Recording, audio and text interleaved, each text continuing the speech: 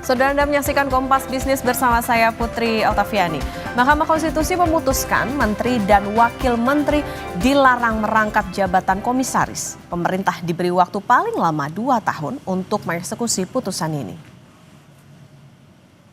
Pasal 23 Undang-Undang Nomor 39 Tahun 2008 tentang Kementerian Negara Lembaga Negara Republik Indonesia tahun 2008, Nomor 166 Tambahan Lembaga Negara Republik Indonesia Nomor 4916 bertentangan dengan Undang-Undang Dasar Negara Republik Indonesia tahun 1945 dan tidak mempunyai kekuatan hukum ikat secara bersyarat sepanjang tidak dimaknai.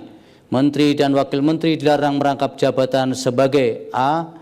Pejabat negara lainnya sesuai dengan peraturan perundang-undangan, B. Komisaris atau direksi pada perusahaan negara atau perusahaan swasta, atau C. Pimpinan organisasi yang dibiayai dari anggaran pendapatan belanja negara dan atau anggaran pendapatan belanja daerah. Mahkamah Konstitusi mengabulkan gugatan yang diajukan advokat Victor Santosa dan driver online Didi Supandi yang meminta agar Wakil Menteri dilarang merangkap jabatan. MK pun mengabulkan sebagian gugatan dan resmi melarang Wakil Menteri rangkap jabatan sebagai pejabat negara lainnya, komisaris atau direksi perusahaan negara atau swasta, dan pimpinan organisasi yang dibiayai APBN dan APBD. MK memberi waktu 2 tahun bagi pemerintah untuk menyesuaikan hasil keputusan MK ini. Merespon putusan MK, Menteri Sekretaris Negara Prasetyo Hadi menyatakan pemerintah minta waktu untuk mempelajari putusan MK terkait larangan Wakil Menteri merangkap jabatan. Mensesnek bilang menunggu koordinasi dengan Presiden Prabowo terkait putusan ini. Pertama, kita menghormati segala keputusan dari Mahkamah Konstitusi.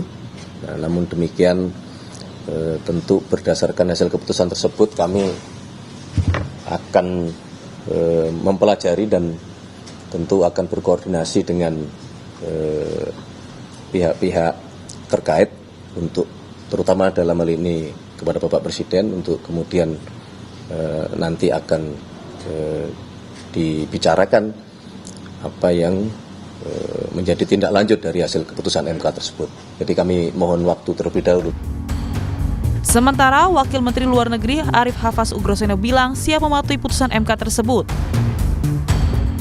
Ya, sudah nggak boleh, kan sudah ada keputusan dokumennya. Lebih lanjut, Ugroseno bilang untuk posisinya mundur sebagai komisaris di subholding logistik lautan milik PT Pertamina, ia masih menunggu lebih lanjut dari Danantara, namun tetap akan mengikuti aturan yang berlaku.